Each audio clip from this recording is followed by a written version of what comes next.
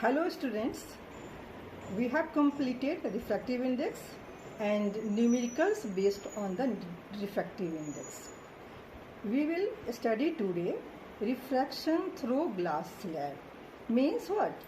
The light will pass through the glass slab, and after passing through it, the path of the light ray will be deviated, will be changed.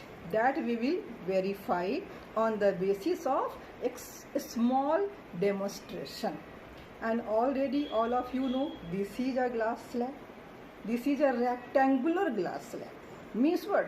These two opposite sides are parallel to each other. This side is parallel to this side and it has a thickness. Let us start the demonstration. For this demonstration, we will take a A4 size paper, white sheet, and this sheet is fixed on any horizontal plane surface. And after fixing this paper, we will keep a rectangular glass slab on it, and after that we will draw the outline of this rectangular glass slab. Okay, I am taking the outline of this rectangular glass slab. After taking the outline of this rectangular glass slab, we have to draw a perpendicular with help of a protractor. We have to draw a perpendicular on this surface with help of protractor, and this is the incident ray, and this also we have to draw at a certain angle with help of a protractor.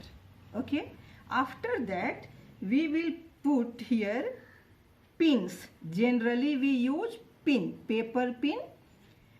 And to make it more visible, I have used two colored pieces of plastic. This is one. In place of pin, I have put this straw, white plastic straw, and next is the red plastic straw. We have to keep these two pins as far as possible. Means what? Not less than 5 centimeters. This should be separately placed on this incident ray. Okay. After that, we will replace this rectangular glass slab on the same place where we have kept before and taken the outer line. We have to put it properly, and after keeping this rectangular glass slab on its position, we have to see from this side. Means parallel, this side is parallel and this side is parallel, means the opposite parallel sides, just सामने वाले side से you have to see from here, and keeping one eye closed during whole demonstration. When you have to watch, at that time you have to close your eye. If you have started to draw or you have started to demonstrate this with help of left eye, you have to keep with left eye. If you have started with right eye, you have to keep right eye for the whole demonstration. Okay, we have to keep our eye parallel to the table on which this paper is kept. Okay, and keeping this our eye parallel to this table, and with one eye we have to keep a pin this side, or this paper, this straw this side. First, without this straw, first we have to see the image of these two straws through this side. and two different images of these two straws is visible. Now we have to bring our eye at a certain angle where these two straws come just behind to each other. Means what? The white straw just comes behind the image of red straw. When it will be just behind it, we have to keep this straw just in the line of the image of this two straw and this one. All these three should be just behind to each other, just behind this straw. All should be invisible. Only this straw should be visible.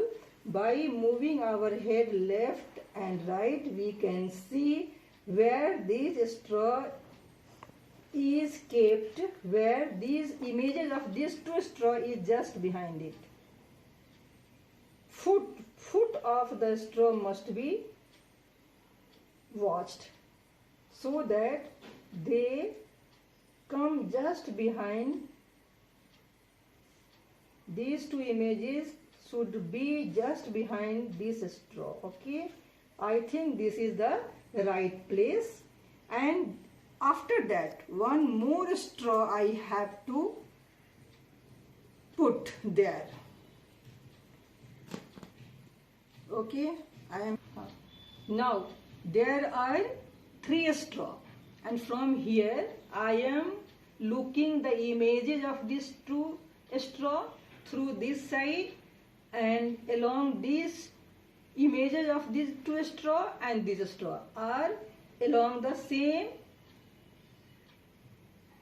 straight line appearing, not really. The images are just behind this straw. Images of these two straw is just behind this straw, and this fourth straw also will be kept in such a way that the images of these two straw and this straw should come just behind this last straw. This is the fourth straw. Okay, by keeping your head left and right, by moving your head left and right, you can judge whether these are just behind it or not. Okay.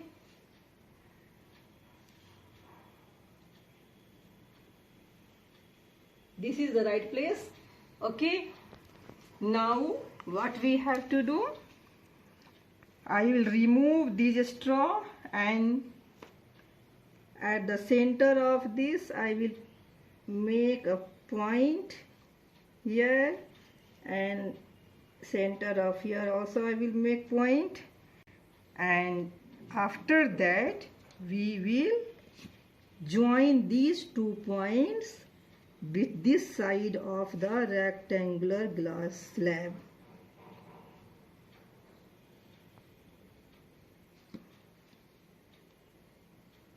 This is the refracted ray.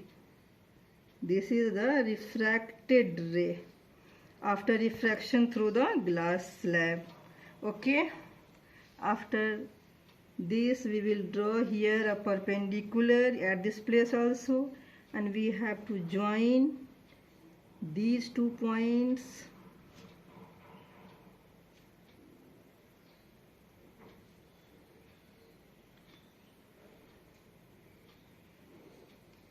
This is the incident ray, this is the refracted ray, and this is the emergent ray.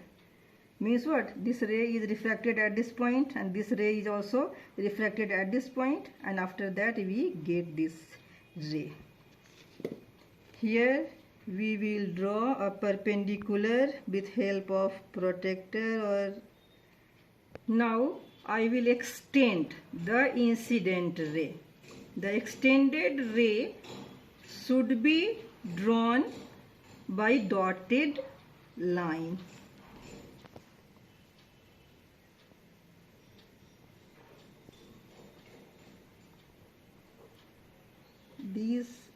This is the extended incident ray, and I have drawn it with dotted line, and this perpendicular distance between the emergent ray and the extended incident ray is called lateral displacement.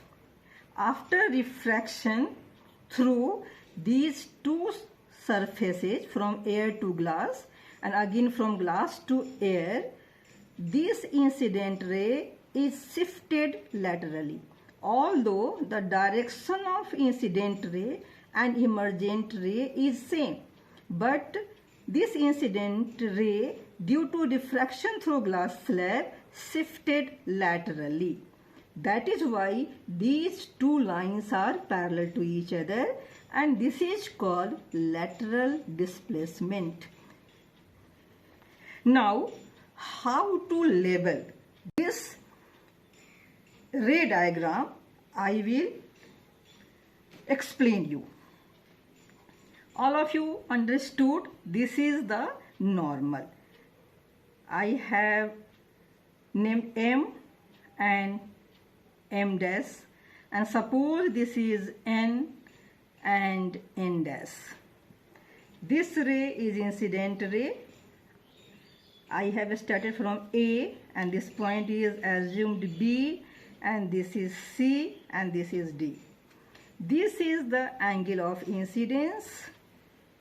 We used to denote it by I, and this is refracted angle of refraction, and I will take it R1. Okay, and this is also angle of incidence for this surface, and these two are equal to each other, so I will write it this also R1, and this is angle of emergence, E. Generally it is denoted by E, and this angle of incidence will be equal to angle of emergence.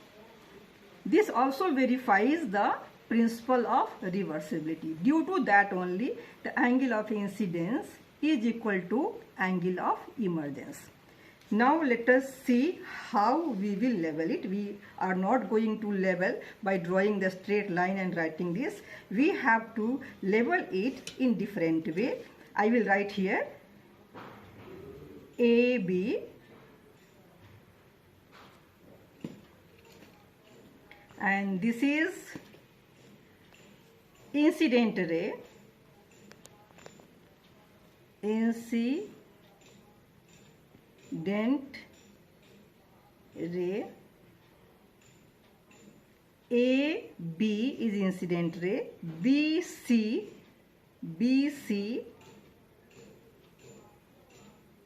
is refracted ray, and CD is emergent ray. Now this is angle of incidence. I will write angle of incidence. This is angle R1 is angle of refraction for first surface,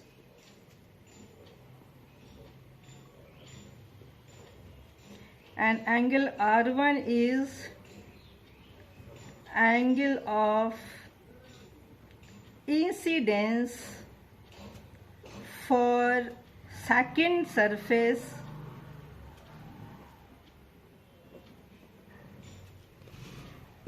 angle E is angle of emergence,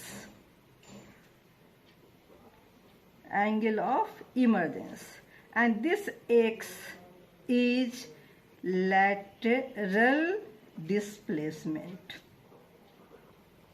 Okay.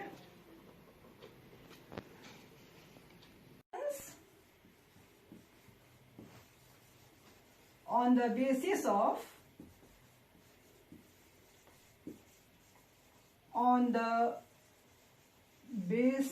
of refraction through glass slab. The demonstration just we have observed. First is the angle of incidence is equal to the angle of emergence. That is, angle I is equal to angle E. Second is the emergent ray,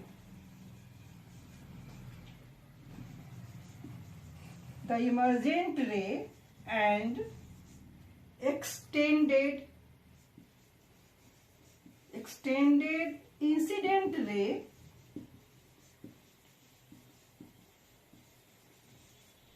is parallel to each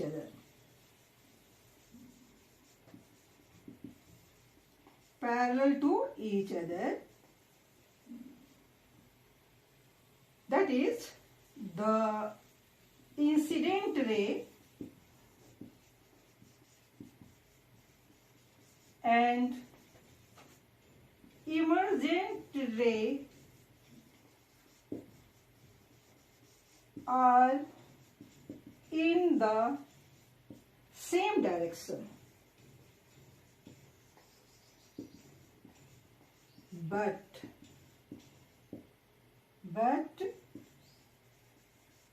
emergent ray is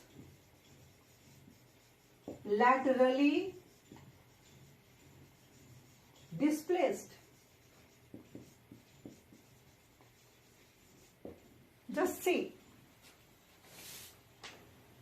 This is the ray diagram. Okay. From here, it is labeled also here.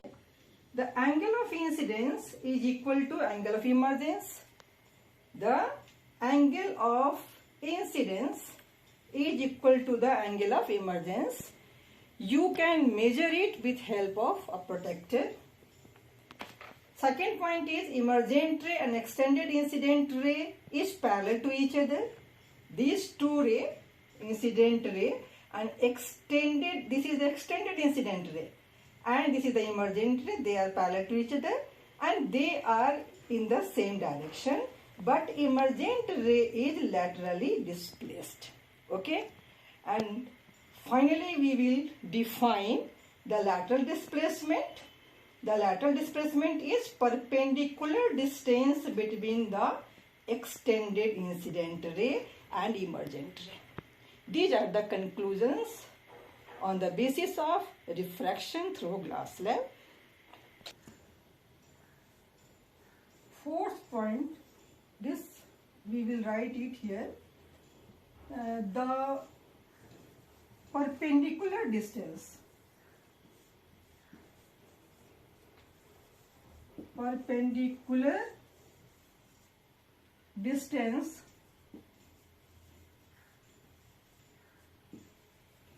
between the extended incident ray and emergent ray is called lateral displacement.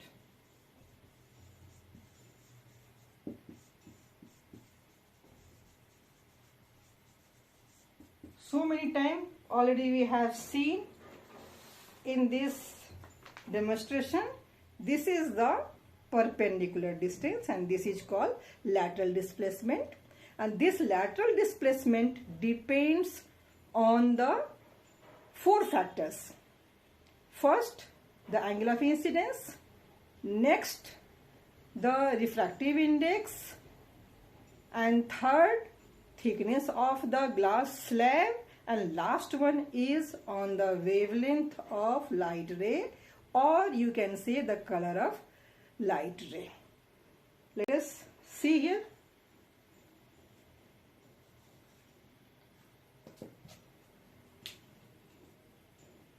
The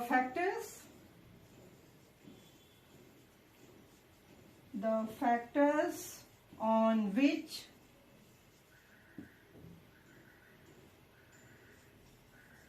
lateral displacement of light ray depends.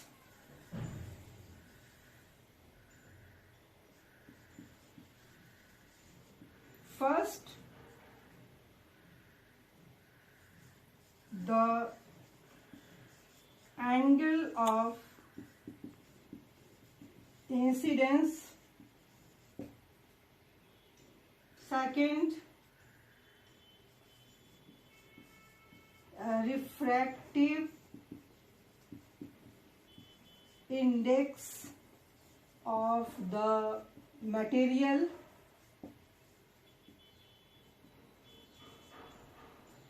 Third, thickness of the glass slab.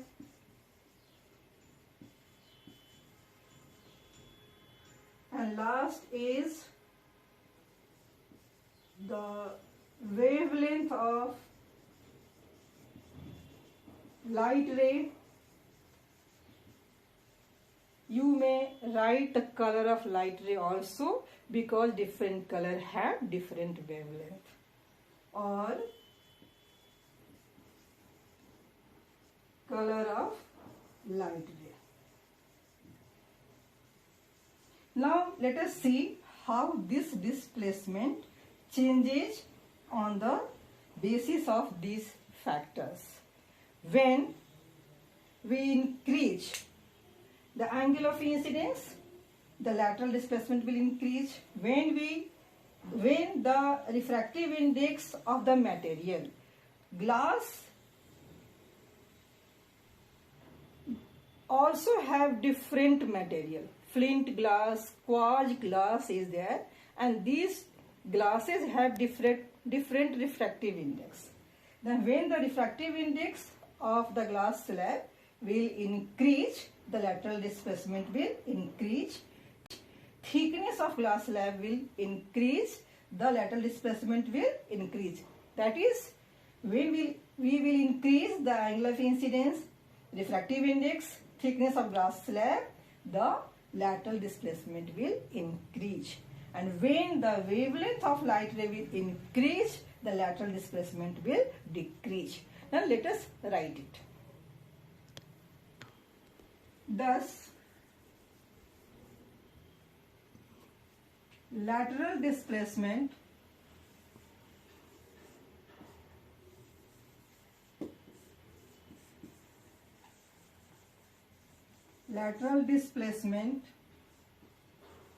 increases. Lateral displacement increases with increase in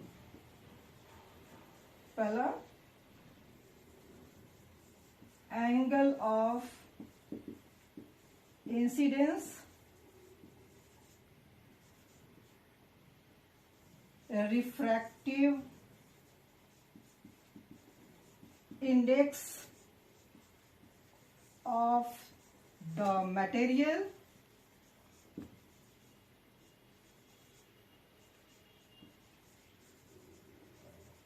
thickness of the glass slab, and the lateral displacement increases with decrease in the wavelength of the light ray.